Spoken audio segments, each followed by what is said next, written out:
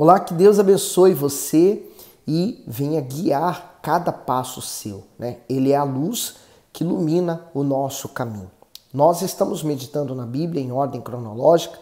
Hoje, Gálatas, capítulo 6, estamos lendo as cartas do apóstolo Paulo para os Gálatas, né? Ele que fundou essas igrejas, né? As igrejas dos gentios, ele juntamente com Barnabé. Bom, se você tem gostado do conteúdo, partilhe ele com mais pessoas, dê o seu gosto e vamos, como sempre, começar com a nossa oração. Meu Deus, eu quero que o Senhor fale conosco. Essa é a nossa vontade. Que o Senhor fale e que possamos ter ouvidos também para ouvir. Falar, eu sei que o Senhor está falando, mas queremos aprender. Então abre e desperta o nosso entendimento. Eu peço ao Senhor e abençoe essa pessoa que tem acompanhado esse propósito junto conosco. Amém.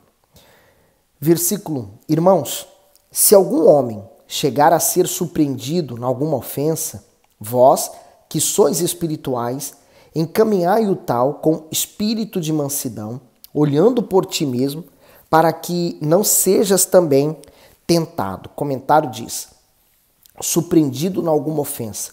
As Escrituras orientam a corrigir aquele que errou com a finalidade de resgatá-lo à fé e à sensatez. Porém, isso deve ser feito por pessoas que demonstram com seus frutos que são direcionadas pelo Espírito Santo. Afinal, estando caído na fé, como alguém pode repreender ou desejar recuperar outras pessoas para Deus? Surpreendido com alguém que tenha ofendido, né? E ele falou, encaminhai o tal com espírito de mansidão. Quer dizer, hoje, muito mais do que sempre, nós precisamos manifestar esse espírito de mansidão.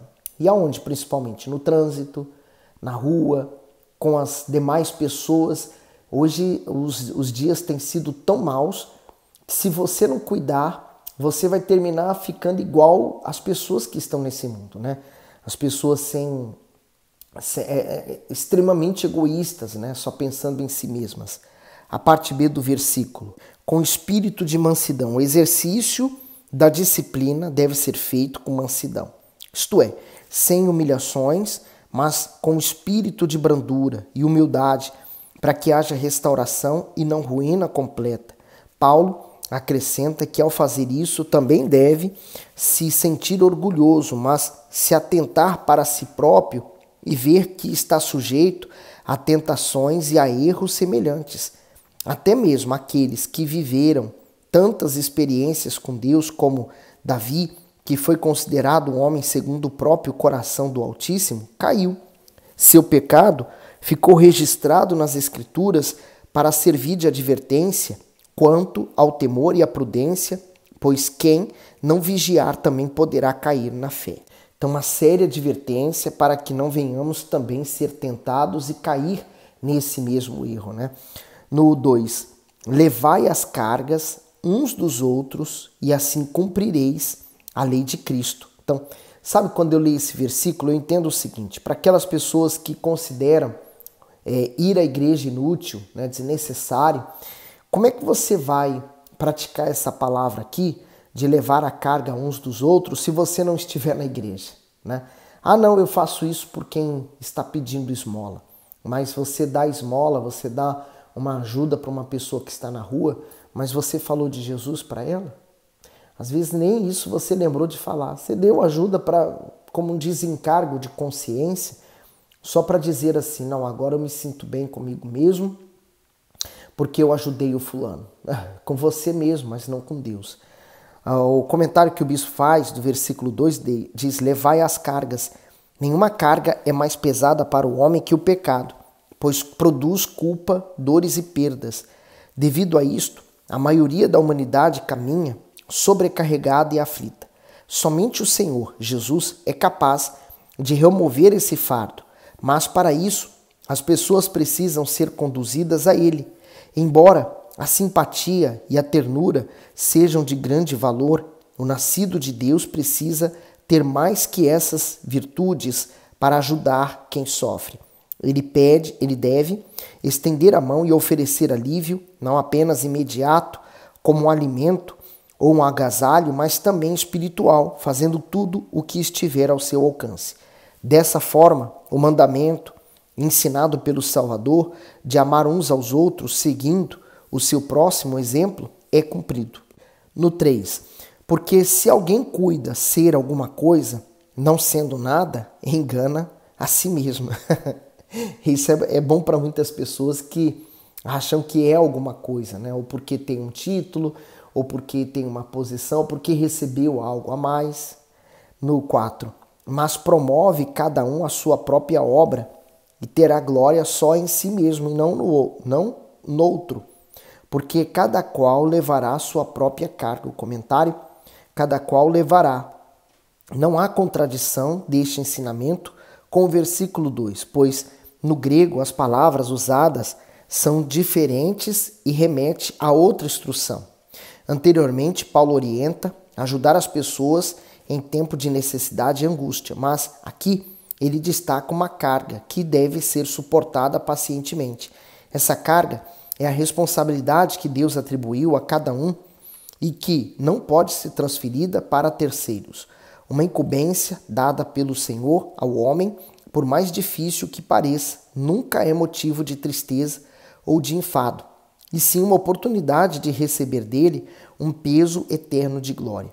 Assim como a fé é individual diante do Altíssimo, ninguém poderá responder pelas ações do outro, mas terá que dar conta de si mesmo. Por isso que a Bíblia ensina que nós não devemos perder tempo olhando para os outros, mas olhando para nós mesmos, né? Se eu tenho que cuidar de uma coisa, eu tenho que cuidar do que eu faço, do que eu penso, das minhas inclinações, e eu vou ocupar bastante tempo pensando nessas coisas, então não vou ter tempo de olhar para a vida de ninguém. 6. E o que é instruído na palavra, reparta de todos os seus bens com aquele que o instruiu. Não erreis, Deus não se deixa escarnecer, porque tudo que o homem semear, isso também se fará. O comentário, não erreis. Há 3 classes de pessoas que sofrerão com o julgamento divino. Aqueles que cometem o auto-engano, as que se deixam enganar e aquelas que enganam. Este ensinamento era propício aos Gálatas, que erravam diante de Deus porque se deixavam dissuadir pelos falsos mestres. Vivendo na carne, eles deram vazão aos desejos pecaminosos e assim inúmeros conflitos passaram a existir no seio da igreja. Porém, o apóstolo lembra que o Altíssimo não se deixará ser zombado ou escarnecido por quem quer que seja.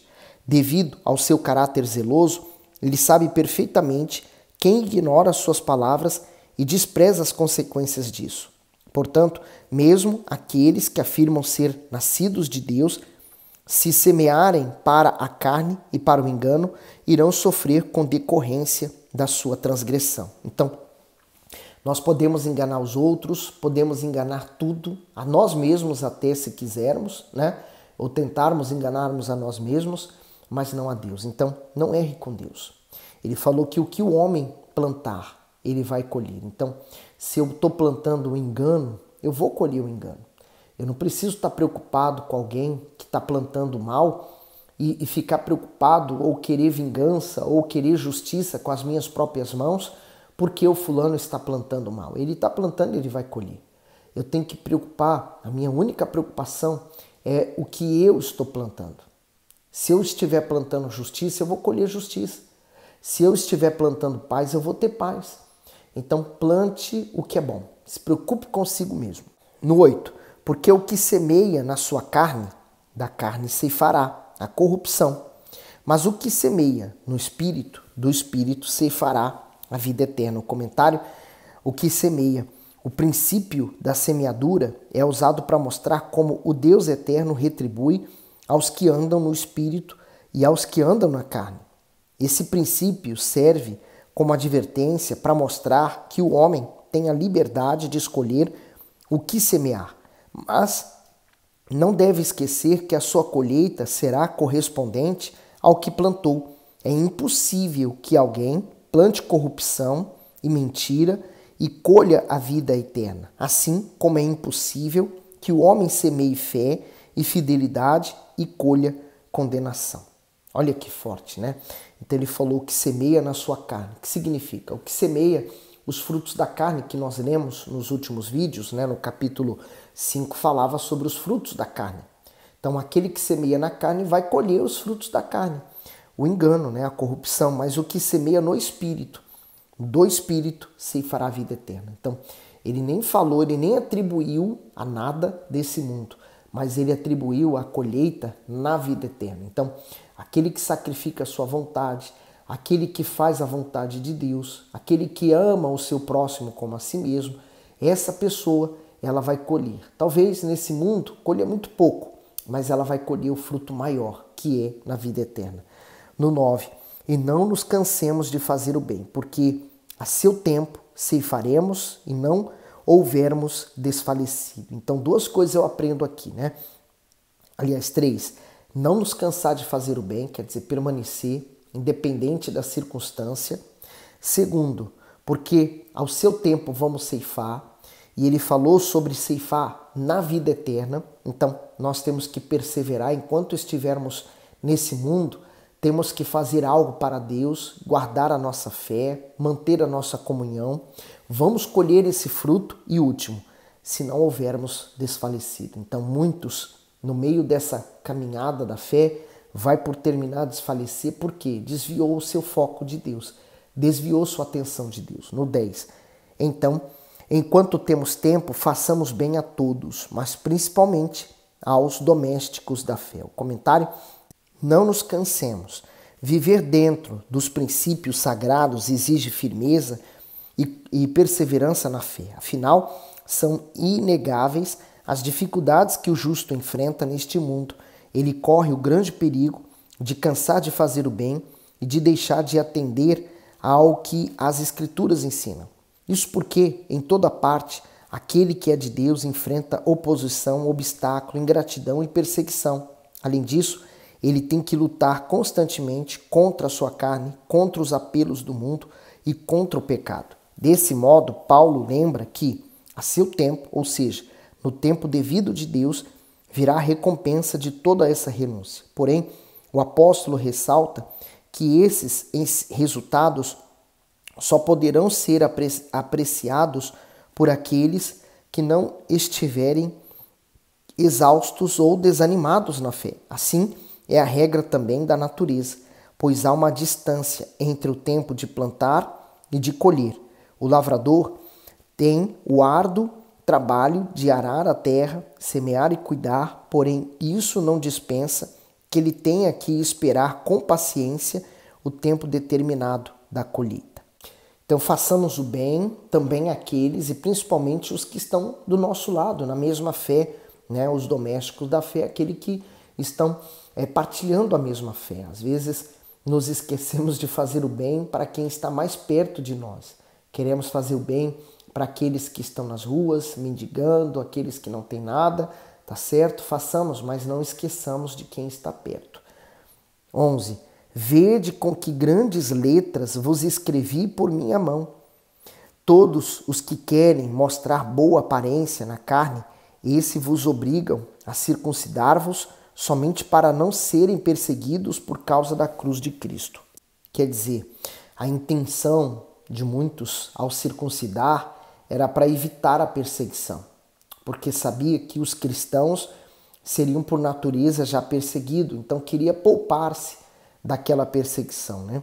Então, num aperto muito forte a esses também negariam a fé.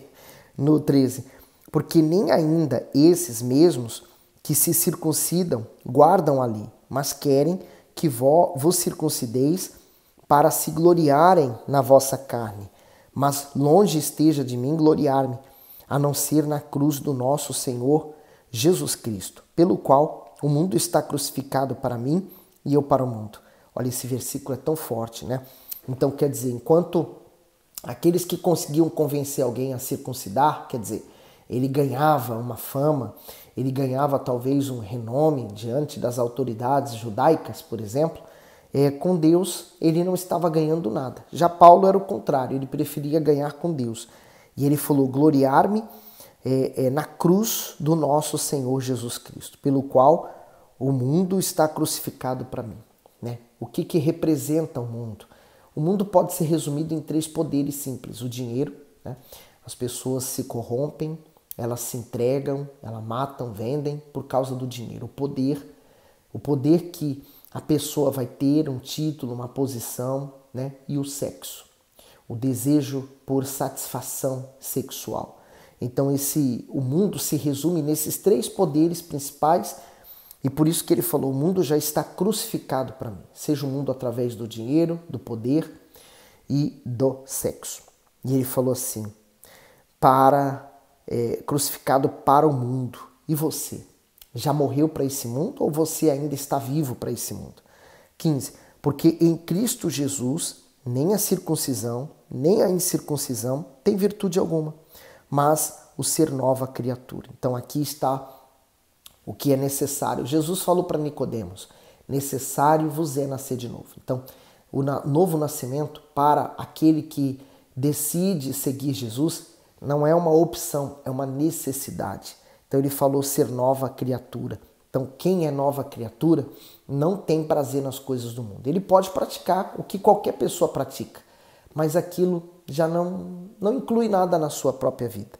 E ele diz, e a todos quantos andarem conforme esta regra, paz e misericórdia sobre eles e sobre o Israel de Deus. Desde agora ninguém me inquiete, porque trago no meu corpo as marcas do Senhor Jesus. A graça de nosso Senhor Jesus Cristo seja, irmãos, com o vosso espírito. Amém. O comentário do 17, para terminarmos, trago no meu corpo. Muitas vezes Paulo foi incomodado e constrangido ao ter sua autoridade apostólica questionada e colocada em dúvida. Porém, ele respondeu aos coríntios, aos gálatas e a outros com seu testemunho pessoal. Os ensinamentos do apóstolo, o seu amor, a sua abnegação, a sua perseverança e até o seu corpo provaram a sua fé. Paulo carregava profundas cicatrizes de sofrimento e que fora submetido ao longo do seu ministério como açoitamento e apedrejamento.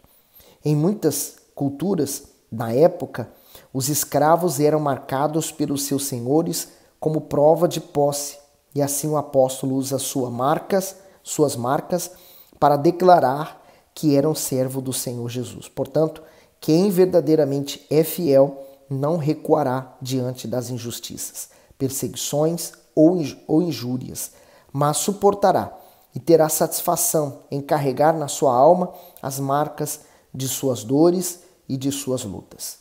Eu posso dizer a você que o modo operante de Deus e também do diabo não mudou. O diabo continua fazendo ou causando sofrimento ou tentando impedir aqueles que querem prosseguir na fé, seguir na fé, a desistir desse intento. E hoje não há açoites, mas hoje há as injustiças, perseguições, né? As leis. Então, há maneiras diferentes de lidar com as situações. Tem pessoas, eu já vi muita gente falando assim, quem me dera estar na época do Senhor Jesus, com certeza eu ia segui-lo. Mas as diferenças das épocas não mudaram em nada, né? Nós temos a mesma condição de seguir Jesus hoje como tiveram aquelas pessoas no passado. Se hoje você não consegue, né, com toda a tecnologia, com toda a facilidade, seguir Jesus, muito menos naquele tempo. Você com certeza também estaria negando Jesus, como muitos negaram, quando pediram para soltar Barrabás e prender a Jesus e crucificá-lo. Então, cuidado para aquilo que você fala. Primeiro, semeie, se preocupe, foque em olhar para o que você tem feito. Olhe para si mesmo e, sobretudo, creia em Deus, entregue sua vida para Ele, faça uma aliança com Deus, tá bom? Deus abençoe e seguimos meditando nesse livro sagrado em ordem cronológica. Fique bem.